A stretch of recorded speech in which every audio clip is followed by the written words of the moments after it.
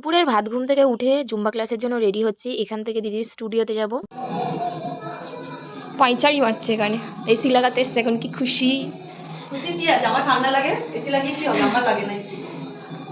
এই যে এখনো কাজ চলছে, নতুন এসি। তারপরে তোমরাই বলো তো, আমি একটু মোটা হয়েছি? রোজ রোজ জুম্বা ক্লাসে যাচ্ছি, একটু কি মোটা হয়েছি আমি?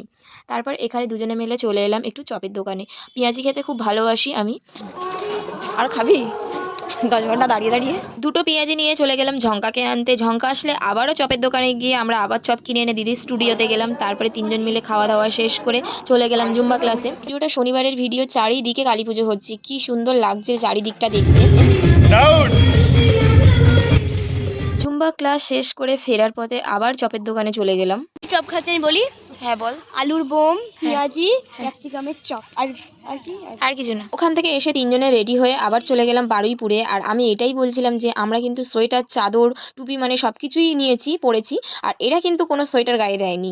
রাস্তায় যেতে যেতে অনেকগুলো ঘোড়ার গাড়ি দেখতে পেয়েছি, আর বেশ সুন্দর সাজানো ছিল, বেশ সুন্দর লাগছিল দেখতে। এখানে কিন্তু কালী পুজোটা অনেক বড় করে হয়। আর এটা ছিল দাদার দোকানের সামনে, এখানে ভোগ রান্না হচ্ছে। আর এটা ছিল মায়ের মন্দির, এখানে অনেক বড় করে পুজো হয়। মাকে দর্শন করে চলে গেলাম মটকা খেতে। মটকা খেতে কার কার ভালো লাগে? আমার তো খুবই ভালো লাগে।